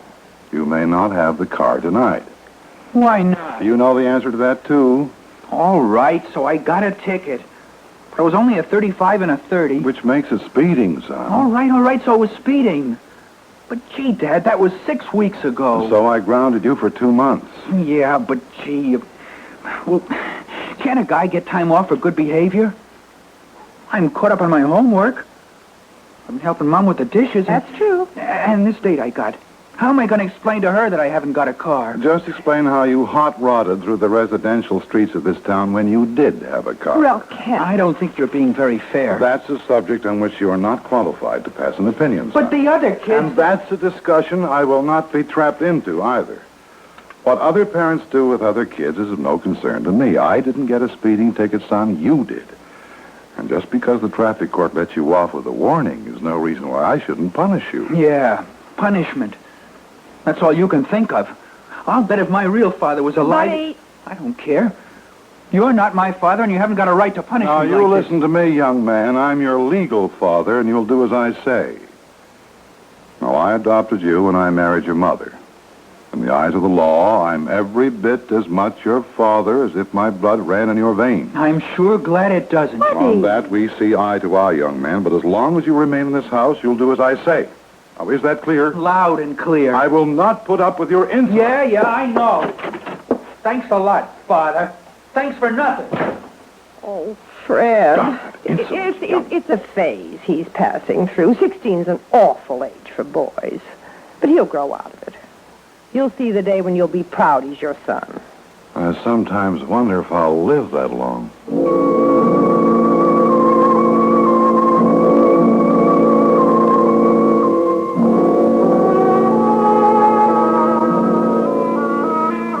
That's the way it must have happened. Something like that, I guess. Anyway, like I said, I had this date with Buddy last night. Only I ran into him sort of accidentally in the afternoon. You see, I dropped into the malt shop for a Coke. And I played a few records, and then, guess what? Who should walk in but Buddy? Hi, Sue. Oh, hiya, Buddy. What you doing? Nothing. Me too. Funny. What? It's a coincidence, kind of. What is? Oh, this. Me dropping in for a Coke and you dropping in. Coincidence. Yeah. What's the matter, Buddy? Nothing. You're awful quiet. Look, Sue, I gotta break our date tonight. Well, why, Buddy? My old man won't let me have the car. Oh, well, that's all right. We don't have to go anyplace. It's not all right. Hey, look. I've got an idea. Mrs. Foster wanted me to babysit for her this evening. I could tell her yes. And then you can come over there and, well, we can listen to records or look at TV or something. She won't mind. It's nice of you to be so understanding, Sue, but don't you see, it's the principle of the thing. He's got no right treating me this way, like I was still in junior high school or something. I know, Buddy, but parents are all alike. They just never seem to learn. Well, he's gonna learn. Tonight.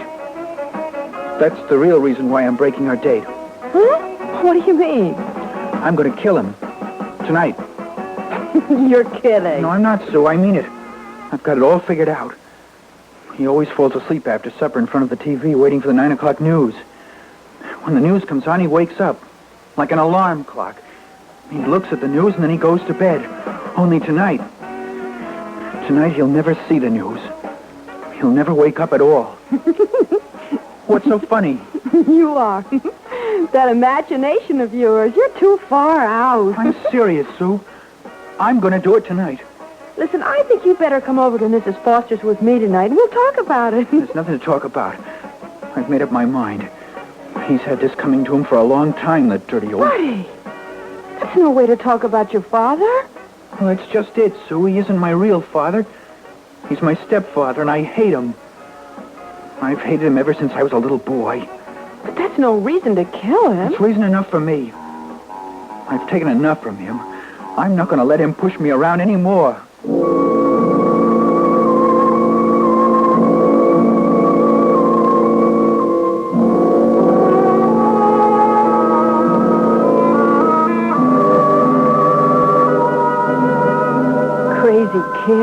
talking that way? Crazy. I didn't really take him seriously then. It wasn't until later when... Oh, but I'm getting ahead of myself again. He left saying maybe he'd call me at Mrs. Foster's later. He didn't tell me where he was going when he left the malt shop, but later I found out... Oh, hello there, Buddy. Hello, Mr. Schmidt. You come 1 minute later, won't you be out of luck? I was just closing. I'm glad I made it. Well, what will it be? I need a box of ammo for my 22. So, are you going hunting? Yeah, I'm going hunting. You have a note from your father? For what? You did not know? The last time I sold you bullets, your father raised Cain with me. Said not to sell you any more without his permission. He did? So, you didn't know anything about it?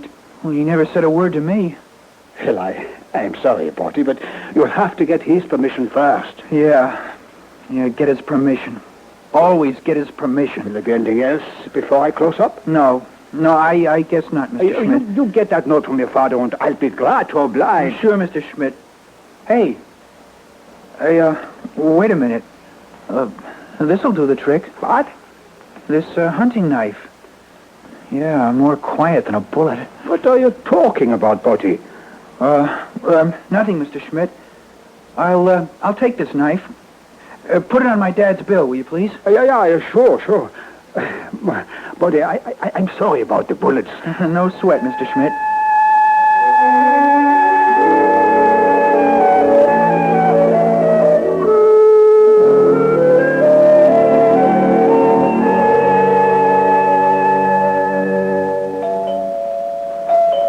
That you, Sue? Yes, Mrs. Foster. Well, come on in, dear. The door's unlocked. Okay.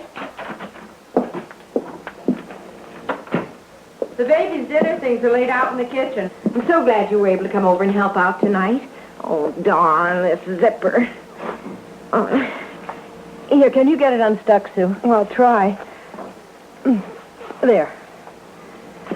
Why, Sue, what's the matter? Your hand's shaking.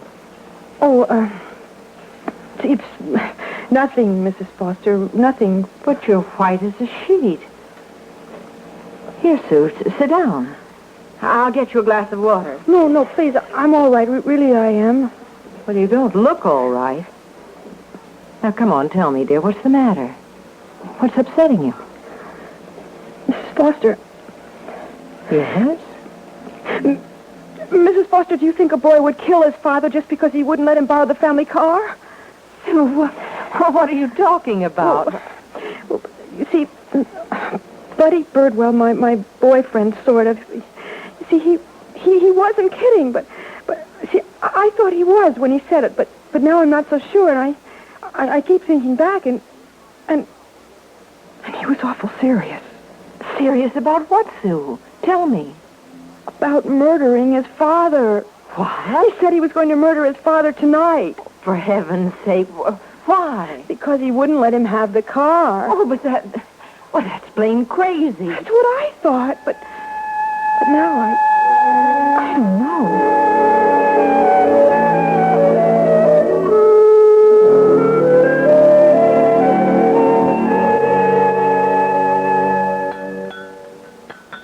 Buddy, you've hardly touched your supper. I'm not hungry, Mom. Well, maybe he's in love. Ha! Big joke. Oh, now look. Well, didn't I hear you say you had another date tonight, son? How can you have a date without a car? Oh, well, now, you could walk. Walking went out with the horse and buggy. Oh. Along with courtesy and politeness to your elders? Look, let's just change the subject, Yes, huh? let's do Don't that. you always. What's the big idea of telling Mr. Schmidt not to sell me any ammunition for my Now, 22? Look, son, look, you shoot that gun the same way as you drive the car. You'll end up killing somebody with one or the other unless you stop. How right you are, Daddy-O.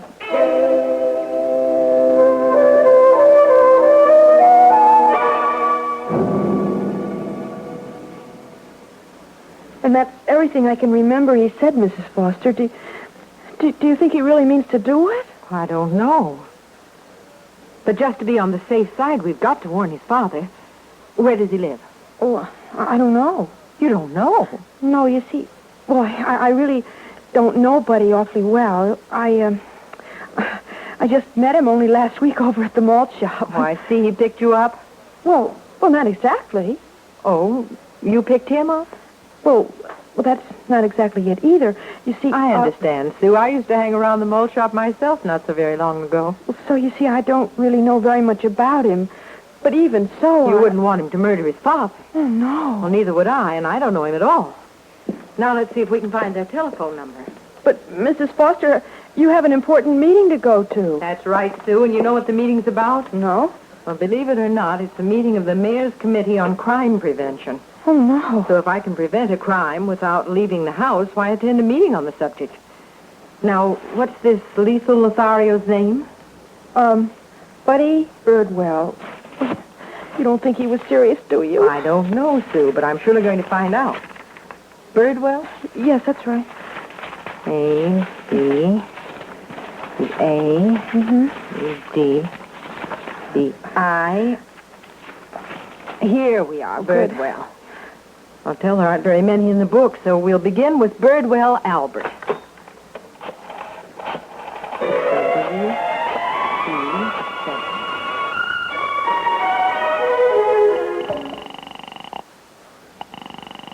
Well, no answer on that one. That's the last Birdwell in the book. Either it's a busy signal or a disconnect, or if they do answer, they never heard of your little friend Buddy. Oh, golly, I'm sorry, Mrs. Foster. I guess maybe I was a little hysterical about the whole thing. Oh, why didn't I think of that in the first place? What, Mrs. Foster? The police. Of course, they are the ones to handle this. They'll know what to do. Downtown Police Station. Sergeant Kenny is speaking. Oh, Sergeant, this is Mrs. Foster of the Mayor's Committee on Crime Prevention. I want to report a murder. What? A murder. Yes, Mrs. Foster. It hasn't happened yet, but I'm afraid it's going to. Well, who's going to murder who? Well, this boy... Buddy Birdwell. Oh, yes, Buddy Birdwell. He told his girlfriend that he was going to murder his father tonight just before 9 o'clock. And I thought you ought to know so you could stop him. Yes, ma'am. Now, where does he live? That's the trouble. I don't know his address, and I've called all the Birdwells in the phone book. Well, now, we'll do what we can, Mrs. Foster, but we hardly ever hear about murders until after they happen.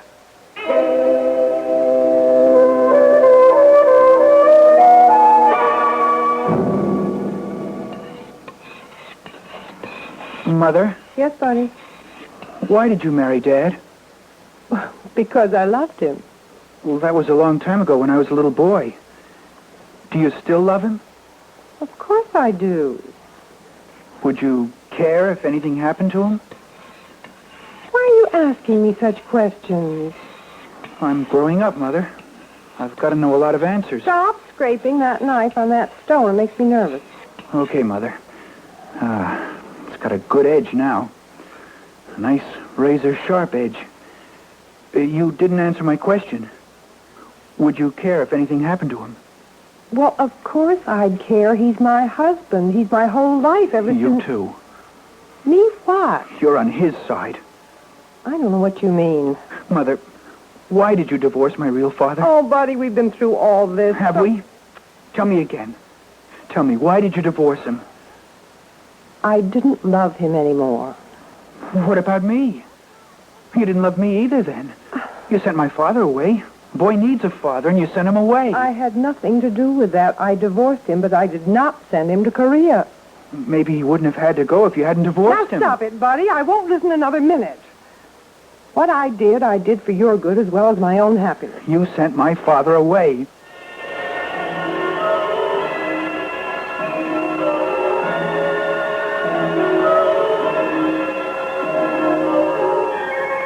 You've got to remember, Sue. We haven't much time left. It's nearly 9 o'clock. Now think, dear. What else do you know about this boy? I've told you everything, Mrs. Foster. I can't remember anything else. Then we'll have to go right back to the beginning again.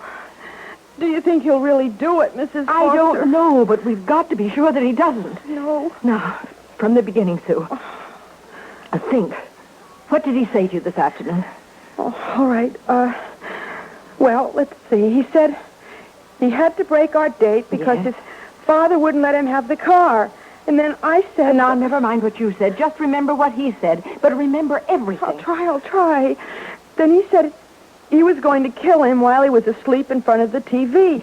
He said he'd had it coming for a long time. And then he started to say things about his father, and I said he shouldn't talk that way about his father. And he said he wasn't his real father, he was his stepfather, and that's why he hated him so much. Oh. And then... Oh, well, that explains it. What?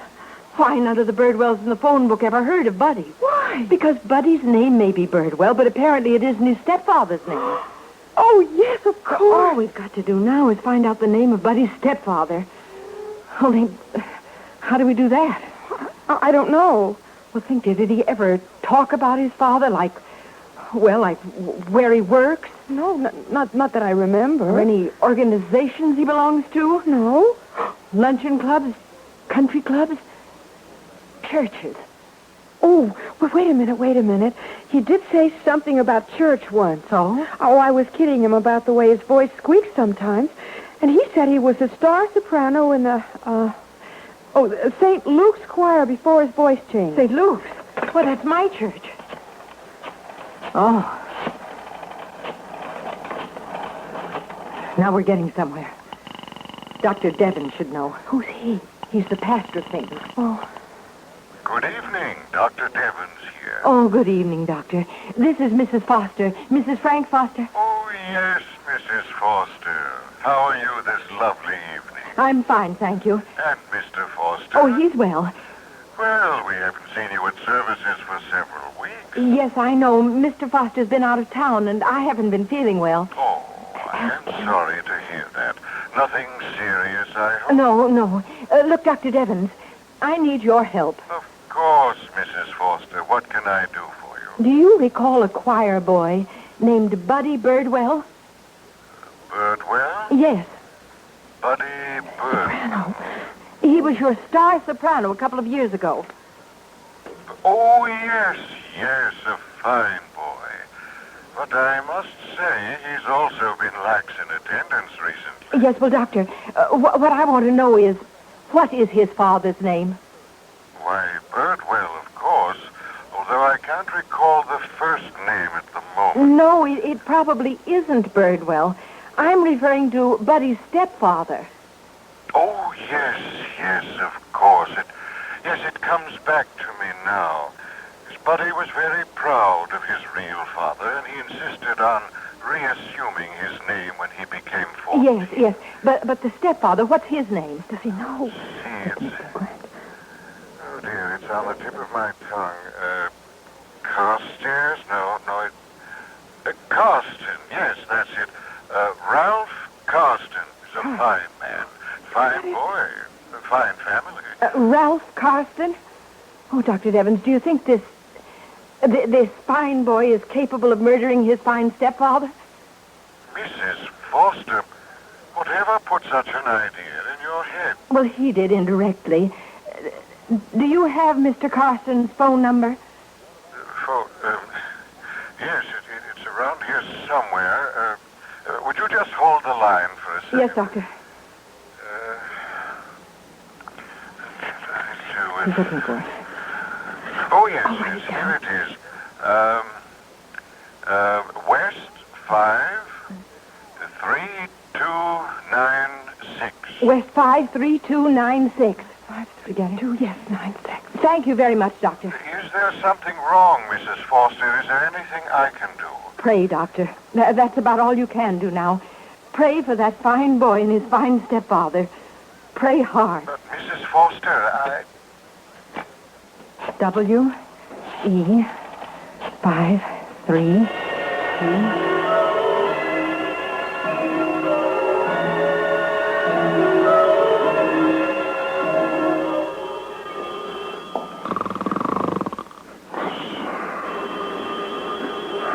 Darn it.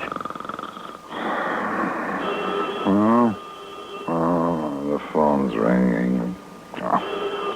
Oh, why doesn't somebody answer that phone? Buddy. Buddy, why are you standing there with that knife in your hand? Answer the phone. Buddy, don't you hear me? Yes, Dad.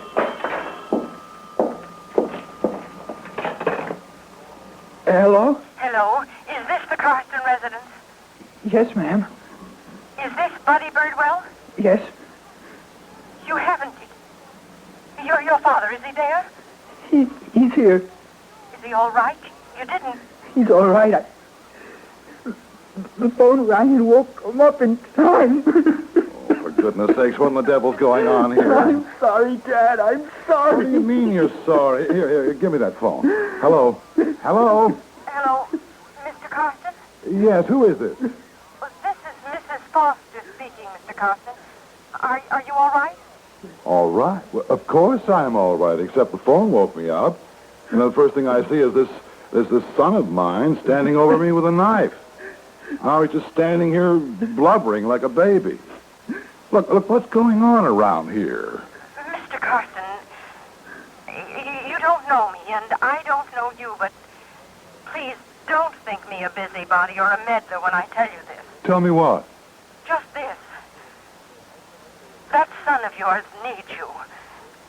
He needs your understanding and maybe your help. Try to give it to him, will you? For your own good.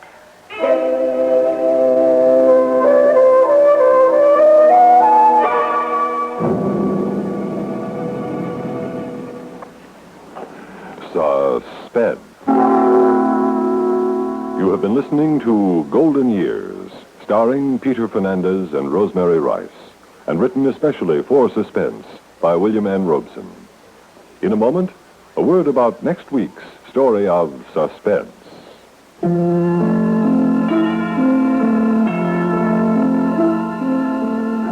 Suspense is produced and directed by Fred Hendrickson, edited by Norman Ober, music supervision by Ethel Huber. Heard in tonight's story were Ivor Francis, Elspeth Eric, Mary Jane Higby, Ronald Dawson, Brett Morrison, and Pat Hosley. Listen again next week when we return with Point of a Needle, written by Joseph Cochran. Another tale well calculated to keep you in suspense.